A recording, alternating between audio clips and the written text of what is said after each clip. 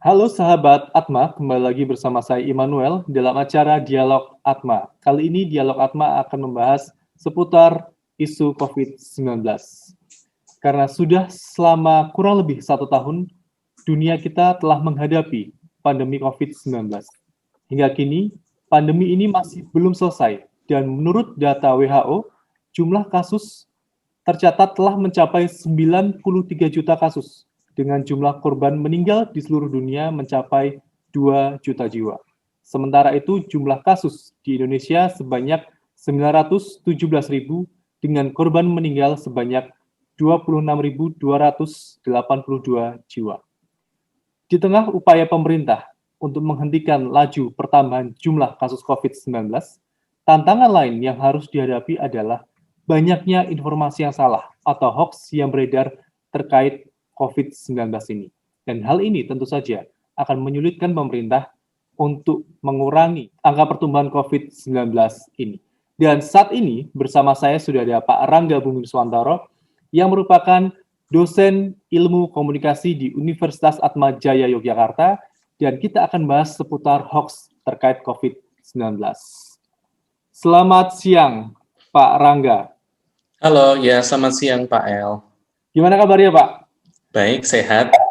Baik. Pak Rangga, seperti yang Ya. sudah saya sampaikan tadi dan kita sudah ketahui bahwa memang dunia kita sudah hampir 1 tahun ini ya Pak, kurang lebih 1 tahun ini menghadapi COVID-19.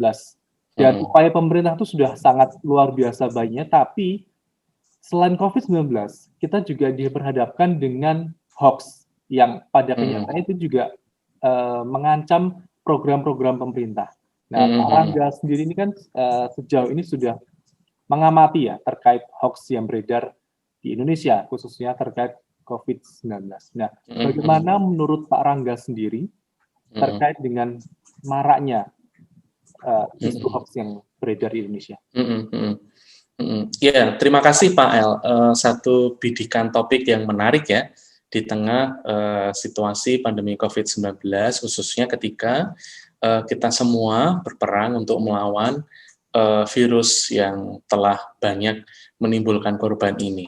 Nah, terkait dengan hoax COVID-19 atau hoax yang terkait dengan informasi seputar COVID-19, perlu kita pahami bahwa ketika kita bicara hoax itu sebenarnya kita masuk dalam sebuah situasi yang kalau saya deskripsikan lebih lanjut itu disebut sebagai kekacauan informasi.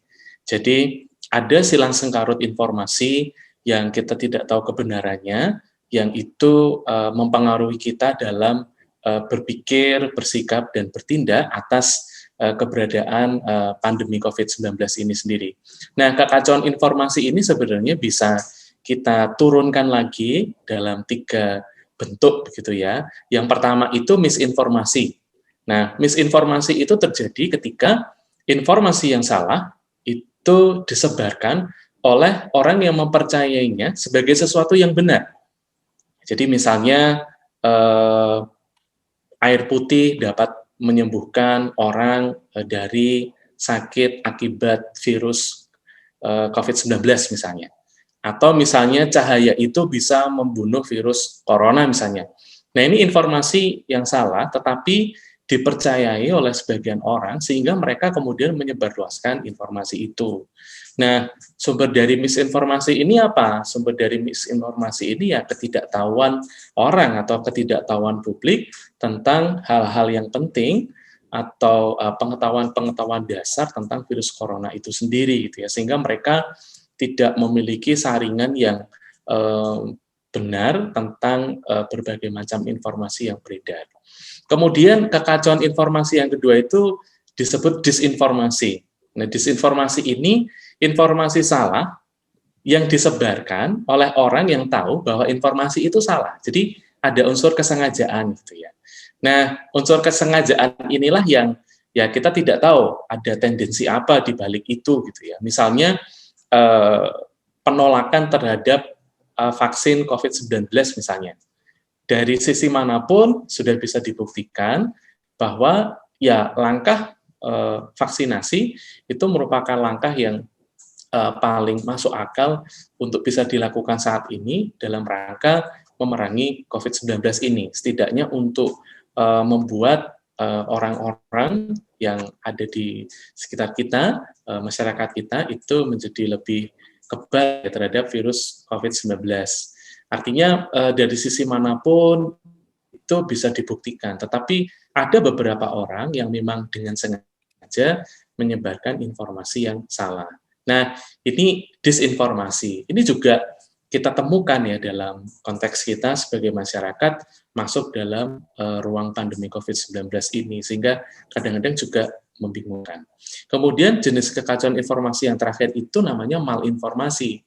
Itu adalah informasi yang berdasarkan realitas, tapi digunakan untuk merugikan orang, organisasi, atau negara lain. Misalnya dalam konteks ini misalnya berbagai macam isu yang coba dimunculkan atas vaksin-vaksin yang dipilih oleh pemerintah misalnya, yang kemudian atas vaksin itu disematkan berbagai macam isu yang mendiskreditkan negara-negara tertentu yang menjadi produsen dari vaksin itu misalnya.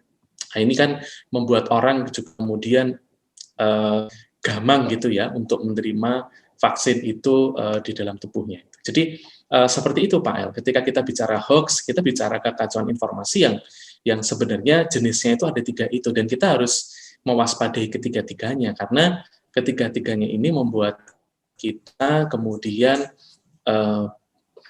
larut dalam ketidakbenaran informasi gitu ya.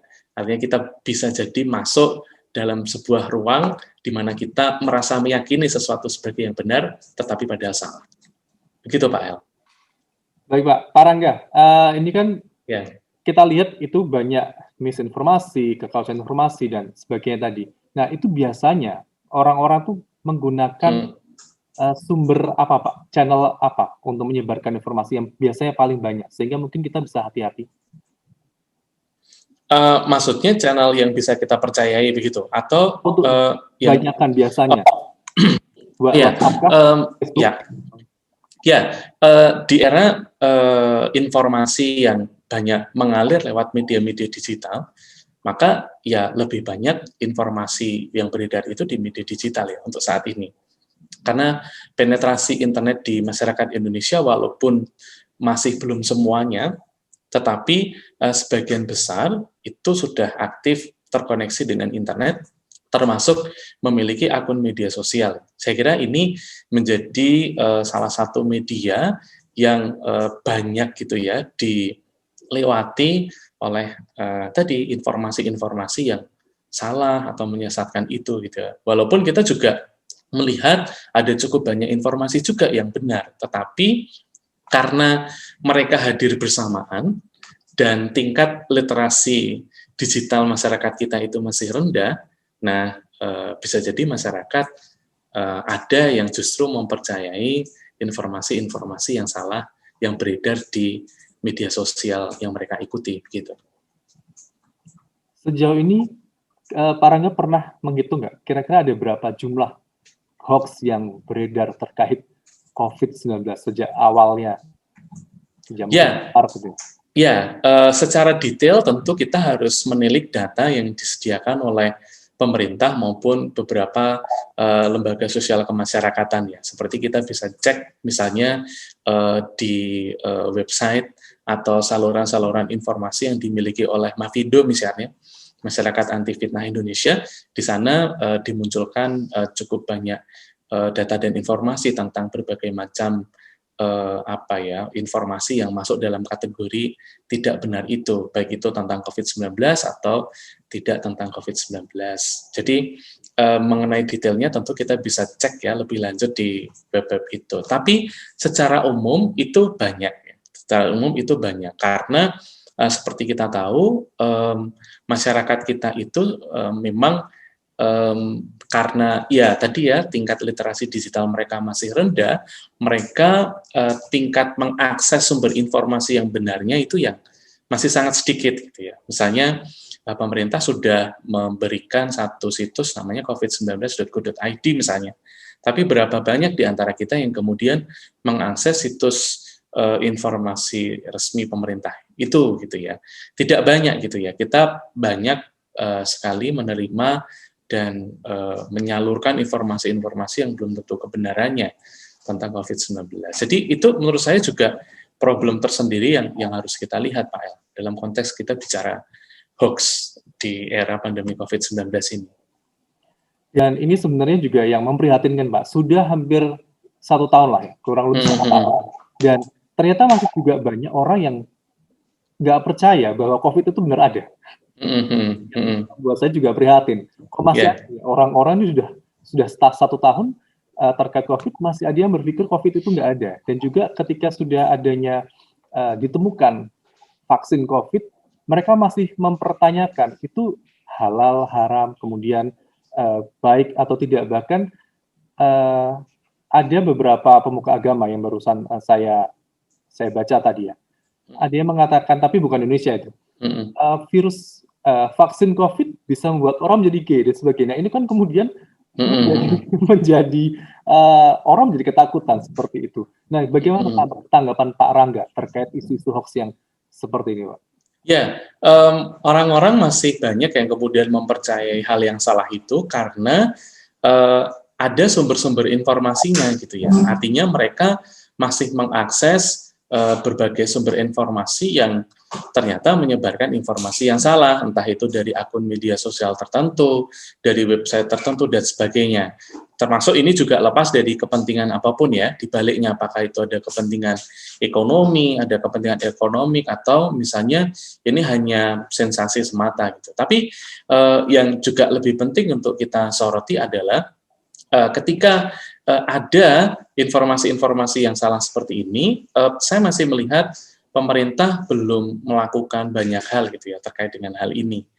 Artinya pemerintah sendiri juga, ya pemerintah sudah melakukan ya upaya-upaya untuk memberikan tindakan, menyetop akun-akun yang tidak benar, memberi data-data seputar informasi-informasi yang salah gitu. Tetapi saya pikir upaya itu belum cukup gitu ya. Harus ada upaya yang komprehensif dari hulu sampai hilir untuk menangani persoalan hoax ini. Dan saya rasa pemerintah juga tidak boleh sendirian gitu ya. Artinya kita sebagai bagian dari civil society juga harus ambil bagian juga di dalam upaya itu dengan segala hal yang bisa kita lakukan gitu ya. Baik misalnya mengadakan berbagai macam kegiatan literasi digital untuk kelompok-kelompok masyarakat yang ada di sekitar kita atau yang lain sebagainya. Tapi upaya-upaya itu harus secara real muncul gitu ya untuk mengimbangi arus informasi salah yang saat ini memang masih ada di masyarakat. Itu satu hal. Hal yang kedua adalah kita harus terus menguatkan kepercayaan masyarakat kepada media atau kepada pers kita. Memang pada era disrupsi informasi seperti ini, kita juga harus melihat bahwa media itu memiliki peran yang penting untuk memberikan satu sudut pandang yang jernih atas apa yang sebenarnya terjadi. Nah, tentu media di sini adalah media yang media yang capable, terdaftar di dalam Dewan Pers, memiliki rekam jejak yang baik, dan juga selalu konsisten gitu ya dengan pemberitaan-pemberitaan yang bisa dipertanggungjawabkan. Nah, kepercayaan masyarakat terhadap media itu harus dijaga gitu ya, karena dengan mengakses media lah masyarakat kemudian bisa melakukan tahap verifikasi yang paling dasar gitu ya tentang informasi-informasi yang mereka terima itu sebagai informasi yang benar atau tidak gitu. Cuma persoalannya memang akses masyarakat terhadap media saat ini kan juga mulai bergeser ya dari cara mengonsumsinya gitu, dan bisa jadi masyarakat justru masuk pada media abal-abal yang tidak jelas gitu ya, itu apakah beneran ada redaksinya atau tidak, apakah itu benar-benar dikerjakan dengan prinsip-prinsip jurnalistik atau tidak. Semua di era digital ini, selama kemudian media itu hadir secara online dan menampilkan diri secara visual sebagai sebuah media online, masyarakat kemudian menganggap itu sebagai hal yang benar gitu ya, padahal tidak. Ada beberapa hal lagi yang perlu kita lakukan untuk cek gitu ya, itu sebenarnya media yang media yang kredibel atau media abal-abal ya dalam konteks media online. Jadi saya kira dua hal itu Pak El yang bisa kita perhatikan lebih lanjut dalam konteks ya kita memerangi hoax ya di tengah situasi pandemi COVID-19 ini. Tapi sebelum kita membahas lebih lanjut strategi komunikasi publik yang dilakukan oleh pemerintah, kira-kira Pak Rangga, sebenarnya apa ancaman yang paling membahayakan dari hoax itu kepada masyarakat dan juga pemerintah? Kira-kira ancaman terbesarnya apa, Pak? Ya, kalau dalam konteks situasi pandemi COVID-19 ini, ancaman terbesarnya adalah ketidakpercayaan masyarakat terhadap pemerintah. Itu menurut saya ancaman terbesarnya gitu ya. Karena bagaimanapun pandemi COVID-19 ini bisa kita lewati kalau kepercayaan masyarakat terhadap pemerintah itu tinggi dan pemerintahnya sendiri juga amanah gitu ya. Amanah itu dalam arti menempatkan kepentingan masyarakat, kepentingan publik benar-benar di atas segala-galanya. Dengan demikian segala yang dia lakukan oleh pemerintah itu mengarah pada keselamatan jiwa publik. Jadi saya kira itu. Dan kalau tadi ancaman terbesarnya itu, karena ketika masyarakat tidak lagi percaya, itu berbahaya. Karena setiap upaya yang dilakukan oleh pemerintah dalam konteks menanggulangi pandemi COVID-19 ini ya tidak akan dilakukan oleh warga ya, oleh masyarakat. Tidak ada partisipasi di sana. Nah, ini tentu membahayakan gitu ya, karena kita tahu betul resiko penularan itu akan semakin tinggi ketika masyarakat sendiri misalnya juga tidak menaati protokol kesehatan gitu. Itu juga sesuatu yang perlu kita perhitungkan. Gitu. Dan akhirnya segala upaya yang dilakukan pemerintah dan juga mungkin sebagian masyarakat yang memang concern sama protokol kesehatan sia-sia juga ya Pak, karena pada akhirnya ada juga banyak masyarakat yang percaya sama hoax itu. Nah, namun sayangnya Pak, yang menyebarkan hoax itu kan kadang bukan orang sembarangan. Ada beberapa orang-orang yang seperti saya katakan tadi, yang menjadi opinion leader, seperti pemuka agama, tokoh politik, yang kemarin kita sempat lihat bahwa ada tokoh politik yang tidak mau divaksin juga. Ada isu-isu yang lain. Nah, sebenarnya kan mereka juga ini dipercaya oleh masyarakat karena sebagai opinion leader. Nah, menurut Pak Rangga, bagaimana strategi pemerintah seharusnya untuk mendekati opinion leader yang seperti itu, Pak? Ya, kalau bicara strategi tentu ada strategi yang sifatnya politis dan apolitis yang bisa dilakukan oleh pemerintah. Kalau strategi yang politis atau bersifat politik, tentu pemerintah bisa melakukan pendekatan kepada partai-partai politik misalnya yang menjadi pendukungnya untuk ya mendukung program pemerintah. Gitu. Tapi ini juga dengan catatan gitu ya bahwa pemerintah juga tidak boleh meminggirkan kritik gitu ya yang membangun dari masyarakat atas apa yang mereka lakukan untuk mengatasi pandemi COVID-19. Jadi dukungan itu perlu didukung, perlu dimunculkan dari partai-partai politik dan juga dari kelompok-kelompok kepentingan termasuk dari civil society misalnya, tetapi tetap tidak menutup mata atas misalnya adanya kritik dari mereka juga. Jadi dukungan itu diberikan, tetapi ketika ada kritik, pemerintah hendaknya juga tetap membuka diri untuk dikritik, gitu ya. Karena sebenarnya kritik yang membangun itu bentuk dari dukungan itu sendiri, gitu ya. Walaupun dukungan yang paling real itu adalah ya mendukung, gitu ya, atas apa yang sudah ditetapkan pemerintah sebagai kebijakan ya untuk menangani pandemi COVID-19 ini. Nah, kalau yang dari sisi apolitis, pemerintah bisa kemudian lebih menggalakkan kegiatan-kegiatan yang mengarah pada diseminasi informasi tentang COVID-19 misalnya.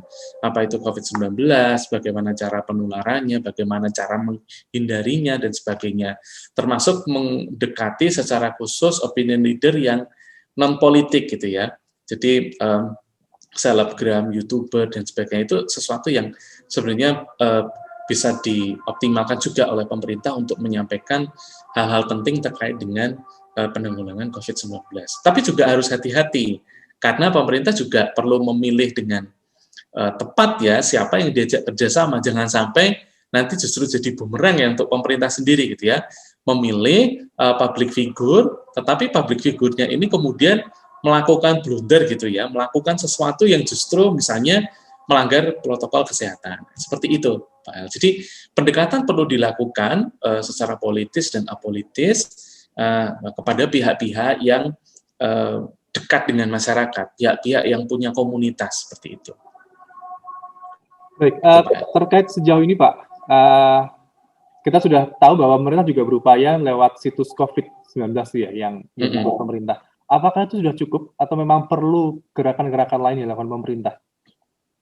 Ya, covid19.go.id itu bisa menjadi data dasar, baseline ya, baseline datanya ada di sana. Tetapi bagaimana kemudian itu dikomunikasikan kepada masyarakat dengan bahasa-bahasa yang lebih mudah, itu saya kira yang juga harus dilakukan oleh pemerintah. Pemerintah punya juru bicara ya dalam hal ini, misalnya Profesor Wiku Adhisasmito itu misalnya. Ya, itu baik ya, sudah baik, artinya dalam kurun waktu tertentu melakukan konferensi pers untuk menyampaikan perkembangan situasi di Indonesia terkait pandemi COVID-19. Tapi itu saja tentu tidak cukup gitu ya. Artinya harus ada usaha-usaha lain dari pemerintah yang komprehensif untuk semakin bisa menjangkau lebih banyak orang terkait dengan informasi COVID-19 ini. Dan sebenarnya pemerintah juga sudah melakukan itu gitu ya. Hanya yang perlu kita ingat, masyarakat Indonesia ini jumlahnya di atas 250 juta jiwa, tersebar dalam rentang geografis yang sangat luas begitu, yang akses informasinya tidak seragam gitu ya. Itu juga yang harus kita lihat ya. Tantangannya ada di sana. Maka memang pemerintah sebagai lokomotif harus didukung, tapi juga tidak bisa sendirian gitu. Harus ada kelompok-kelompok masyarakat lain di luar pemerintah yang juga melakukan berbagai macam usaha untuk mendorong tersebarnya informasi-informasi yang benar dan bisa dipertanggungjawabkan terkait COVID-19, termasuk salah satunya adalah media. Gitu ya. Media menurut saya menjadi garda depan gitu ya untuk menyebarluaskan informasi-informasi yang benar terkait COVID-19. Tantangannya adalah apakah media-media yang ada saat ini itu sungguh-sungguh menjadi sebuah media yang melangsungkan proses kerja jurnalistiknya dengan benar atau tidak. Itu juga jadi tantangan tersendiri juga. Jadi artinya sebenarnya pemerintah sudah melakukan berbagai upaya, tapi untuk sampai membuat hoax sama sekali tidak ada atau nol itu sangat mustahil ya Pak? Ya, kalau melihat tadi kekacauan informasinya itu terbagi dalam 3 konsep tadi, menurut saya ya selalu akan ada tantangan ya untuk meminimalisir jumlah hoax itu. Karena misalnya kita lihat dari disinformasi misalnya, itu sudah tahu informasinya salah, tapi justru informasi salah itu memang digoreng ya untuk dijadikan satu komoditas misalnya untuk kepentingan politik pihak tertentu misalnya. Itu yang tidak bisa kita hindari gitu. Apalagi di tahun 2021 ini ya, masuk tahun 2021 kita masih menemukan adanya residu politik ya pasca pemilu 2019 misalnya yang belum hilang betul gitu ya. Sehingga ketika kita bicara pandemi COVID-19 dan upaya menanganinya itu memang tidak pernah benar-benar lepas gitu ya dari hal-hal semacam ini gitu. Residu-residu politik ini tuh selalu akan muncul sehingga ya dalam konteks komunikasi ya tidak benar-benar murni gitu ya, komunikasinya memang sungguh-sungguh mengarah pada komunikasi yang ujungnya adalah menanggulangi situasi pandemi COVID-19 ini. Gitu, tadi kan Pak Rangga mengatakan bahwa tidak hanya pemerintah, dari semua pihak. Berarti kan sebenarnya termasuk kita Pak sebagai akademisi. Ya, betul. Pak Rangga gimana? Apa yang harus kita lakukan sebagai akademisi? Ya, kita bisa mulai dari lingkaran terdekat kita. Gitu ya. Lingkaran terdekat kita di kampus, siapa lagi kalau bukan mahasiswa. Ya, kita bisa memulai dengan menyebarluaskan informasi yang benar terkait COVID-19 kepada mahasiswa. Dan itu kita lakukan ya dalam konteks kita berada di Universitas Atmajaya Yogyakarta. Atmajaya ini punya tim krisis, punya tim humas yang dengan segala kelengkapan media yang dimilikinya menyalurkan informasi-informasi yang benar terkait COVID-19 itu, menginformasikan hal-hal yang positif gitu ya terkait COVID-19 dalam arti apa yang bisa kita lakukan untuk membuat kita dan orang-orang terdekat kita kemudian terhindar dari COVID-19 itu. Selain itu juga bisa misalnya kita berperan sebagai pihak yang menjernihkan sesuatu ketika kekacauan informasi itu mulai muncul ya dalam lingkaran terdekat kita, misalnya mahasiswa, keluarga kita, keluarga besar kita gitu. Kita mulai bisa mengambil peran-peran itu gitu. Di samping juga atas posisi kita sebagai dosen, tentu kita bisa melakukan pengabdian masyarakat yang di dalamnya terdapat berbagai macam kegiatan untuk menyampaikan literasi digital misalnya, yang arahnya untuk membuat masyarakat menjadi semakin cerdas ketika mereka bermedia sosial. Salah satunya agar mereka terhindar dari jebakan-jebakan hoax gitu ya, jebakan-jebakan informasi yang salah, yang sesat, yang bisa merugikan masyarakat itu sendiri. Iya, benar Pak. Jadi Gitu, Pak El. kalau saya lihat juga banyak orang sebenarnya nggak ngerti ya bagaimana membedakan hoax. Mereka lebih ketika menonton YouTube dengan akun yang kita nggak ngerti siapa pembuatnya, suaranya juga dari suara rekaman Google, dan mereka juga tidak banyak yang percaya sebenarnya itu. Nah, bagaimana dari Pak Rangga sendiri untuk menyampaikan kepada penonton di sini supaya gimana kita bisa membedakan mana berita yang bisa dipercaya dan mana yang berita yang tidak bisa dipercaya. Seperti itu. Ya, kalau kita bicara berita, maka kita harus mengetahui sumber berita itu. Sumber beritanya pasti dari media. Nah, cek media apapun itu, elektronik, cetak, atau online, terdaftar atau tidak di Dewan Pers. Kita bisa cek di sana. Karena kalau terdaftar dan terverifikasi, maka Dewan Pers akan memberikan tanda di sana bahwa media ini sudah terverifikasi. Media yang sudah terverifikasi itu adalah media yang sudah dijamin bahwa prosesnya itu memperhitungkan prinsip-prinsip kerja jurnalistik yang baik dan benar. Walaupun belum tentu juga gitu ya, media yang sudah terverifikasi oleh Dewan Pers ini selalu benar, tetapi itu bisa menjadi saringan awal kita. Itu yang pertama. Kemudian yang kedua, biasakan kita untuk melakukan pembandingan informasi dengan melihat atau mengambil sumber-sumber informasi yang berbeda. Jadi misalnya kita mau mendapatkan informasi dari sumber A misalnya, coba kita lihat sumber B mengatakan apa. Sumber B itu adalah misalnya portal media yang kita percayai, itu mengatakan apa, ada nggak mengatakan itu. Lalu juga bisa kita coba cari yang satu lagi, yang beda lagi. Atau bisa juga kita bertanya kepada mereka-mereka yang memang kompeten di bidangnya gitu. Dan sekarang pemerintah sendiri itu kan membuka ya hotline, saluran komunikasi bagi publik untuk bisa bertanya segala sesuatu terkait COVID-19, sehingga harapannya mereka mendapatkan informasi yang benar. Jadi seperti itu. Dan yang lebih penting lagi dari itu semua adalah sebuah sikap kritis gitu. Jadi sikap kritis untuk tidak menerima segala sesuatu itu sebagai hal yang benar begitu saja. Jadi ada langkah-langkah verifikasinya. Apalagi kalau misalnya itu berkaitan dengan sesuatu yang sungguh sangat penting dalam konteks situasi pandemi COVID-19 ini. Gitu. Misalnya tentang upaya vaksinasi yang dilakukan oleh pemerintah. Apa dan bagaimana vaksinasi itu dilakukan, ya coba kita lihat ya informasi yang beredar dari sumber-sumber yang kita percayai. Kita perbandingkan sehingga kita punya gambaran yang komprehensif terkait hal itu. Berarti ketika kita dapat informasi, jangan langsung percaya Pak ya? Langsung kita cross-check dengan sumber yang lain. Ya, saya kira demikian Pak El. Artinya kita jangan langsung percaya dalam arti kita harus melihat bahwa kita itu mendapatkan informasinya dari mana. Maka penting bagi kita untuk sejak awal itu memilah dan memilih sumber informasi itu. Artinya begini, untuk COVID-19, saya hanya akan percaya apa yang dikeluarkan oleh pemerintah lewat saluran-saluran resmi atau apa yang kemudian diberitakan oleh media-media yang saya percayai.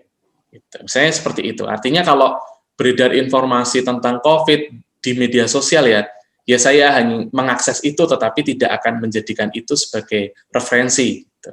Saya seperti itu. Itu harus mulai kita munculkan ya sebagai sebuah sikap menurut saya. Sehingga kita tidak larut ya dalam arus informasi yang sedemikian deras, yang kadang-kadang kalau tidak hati-hati kita tidak tahu itu mengandung muatan informasi yang benar atau salah. Ya.